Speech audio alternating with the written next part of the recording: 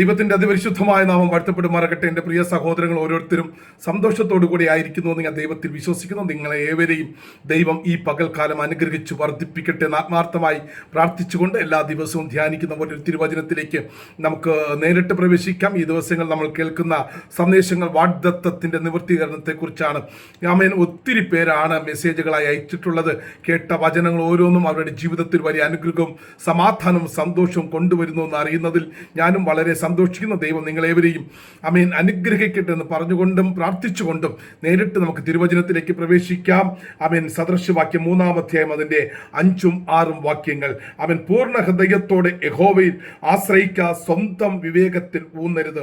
നിന്റെ എല്ലാ വഴികളിലും അവനെ നനച്ചുകൊള്ളുക, അവൻ നിന്റെ പാതകളെ നേരെയാക്കും. സ്തോത്രം. ഒരു വാഗ്ദത്തം ദൈവം നമുക്ക് തന്നിട്ടുണ്ടെങ്കിൽ നമ്മൾ ദൈവത്തിൽ ആശ്രയം വെച്ച് മുന്നോട്ട് പോകുന്ന ഒരു ക്രിസ്തീയ ജീവിതം നയിക്കുവാൻ തയ്യാറാകണം. ഇവിടെ ഇത് സദൃശവാക്യത്തിൽ വളരെ വ്യക്തമായിട്ട് പറയുന്നു, പൂർണ്ണ ഹൃദയത്തോടെ യഹോവയിൽ ആശ്രയിക്കുക. ദൈവം ഒരു വാഗ്ദത്തം, ഒരു ദൂത്, ഒരു പ്രവചന ശബ്ദം നമ്മുടെ മേൽ ഇട്ടിട്ടുണ്ടെങ്കിൽ നമ്മൾ പൂർണ്ണ ഹൃദയത്തോടും പൂർണ്ണ മനസ്സോടും പൂർണ്ണ സ്നേഹത്തോടും സന്തോഷത്തോടും യഹോവയിൽ ആശ്രയിച്ച് ജീവിക്കുന്ന ഒരു ക്രിസ്തു ജീവിതം നമ്മൾ പ്രകടമായാൽ ദൈവം ഇട്ട വാഗ്ദത്തം നമ്മളിലൂടെ തന്നെ ദൈവം നിവർത്തിക്കുന്നത് നമുക്ക് കാണുവാൻ കഴിയും. അവൻ ഈ ലോകം എന്തൊക്കെ നമ്മെക്കുറിച്ച് പറഞ്ഞാലും കുറ്റം വിധിച്ചാലും പഴിചാരിയാലും നീ ദൈവത്തിൽ പൂർണ്ണ ഹൃദയത്തോട് ആശ്രയിച്ച് ജീവിക്കുന്ന ഒരുവനാണോ ഒരുവളാണോ എങ്കിൽ അവൻ നിന്നെ തകർക്കുവാൻ ഈ ലോകത്തിലെ ഒരു പൈശാചിക മണ്ഡലത്തിനും കഴിയത്തില്ലെന്ന് ഈ തിരുവചനത്തിന്റെ അടിസ്ഥാനത്തിൽ നിന്നുകൊണ്ട് ഞാൻ നിങ്ങളോട് വിളിച്ചു പറയുകയാണ്. ഇവിടെ ഇതാ അവൻ എഴുത്തുകാരൻ പറയുന്നു, നിങ്ങളുടെ ഹൃദയം പൂർണ്ണ ഹൃദയത്തോടെ യഹോവയിൽ ആശ്രയിക്കുന്നതായിരിക്കണം. സ്വന്തം വിവേകത്തിൽ ഊന്നരുത്. സ്വന്തം ബുദ്ധിയിലും സ്വന്തം ജ്ഞാനത്തിലും സ്വന്തം അറിവിലും അല്ല നമ്മൾ ദൈവത്തെ ആശ്രയിക്കേണ്ടതും ആരാധിക്കേണ്ടതും. ദൈവത്തിന്റെ വാഗ്ദത്തങ്ങൾ എത്രയുണ്ടെങ്കിലും അത് ഊവെന്നും ആമേനെന്നും അവൻ നമ്മൾ തുടക്കവാക്യത്തിൽ വായിച്ച് മനസ്സിലാക്കി പഠിച്ചതാണ്. ഇവിടെ ഇതാ രണ്ടാമത് പറയുന്ന ഒരു വാക്യമാണ്, ആമേൻ. നിന്റെ എല്ലാ വഴികളിലും അവൻ ദൈവത്തെ നനച്ചുകൊള്ളുക എന്ന് പറഞ്ഞാൽ ഞാൻ എങ്ങനെ ജീവിച്ചാലും, ആമേൻ, ഏത് വഴിയിലൂടെ സഞ്ചരിച്ചാലും, ഏത് മാർഗത്തിലൂടെ ഞാൻ കടന്നുപോയാലും നമ്മുടെ ജീവിതത്തിൽ പ്രതികൂലങ്ങൾ സംഭവിക്കും, അനുകൂലമായ സാഹചര്യങ്ങൾ സംഭവിക്കും. പക്ഷെ ദൈവത്തെ എപ്പോഴും ഹൃദയത്തിൽ സംഗ്രഹിച്ച് ഓർമ്മിച്ചും അവൻ നടക്കുന്ന ഒരു ക്രിസ്തീയ ജീവിതം ഇവിടെ ഇതാ വളരെ വ്യക്തമായി പറയുന്നു. അവൻ നിന്റെ വഴികളിലെല്ലാം എപ്പോഴും നീ ദൈവത്തെ ഓർമ്മിച്ചു കൊള്ളുക, നനച്ചുകൊള്ളുക. എങ്കിൽ എന്ത് സംഭവിക്കും? അവൻ നിന്റെ പാതകളെ നേരെയാക്കും. ദൈവത്തിന്റെ വഴിയിലൂടെ സഞ്ചരിക്കുന്ന ഒരു ദൈവ പൈതലാണോ?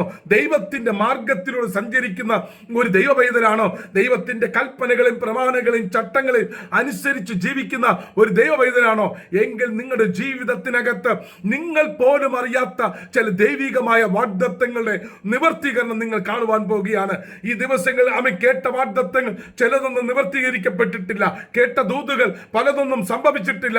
ചില പ്രവചന ശബ്ദങ്ങൾ നിങ്ങളുടെ ജീവിതത്തിൽ നിങ്ങളുടെ തലമുറയുടെ മേലിട്ട ചില പ്രവചന ശബ്ദങ്ങൾ നടന്നിട്ടുണ്ടാകില്ല.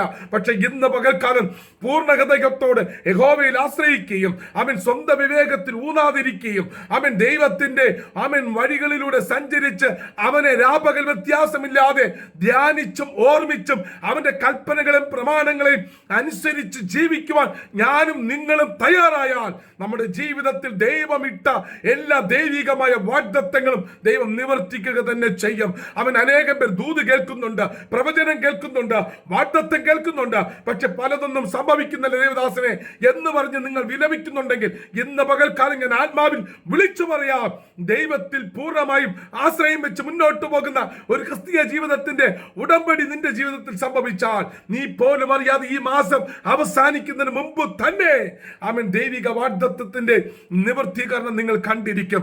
അതിനായി എത്ര പേർ ഒരുങ്ങുന്നുണ്ട്, എത്ര പേർ ഇന്ന് പകൽക്കാലം സമർപ്പിക്കുന്നുണ്ട്.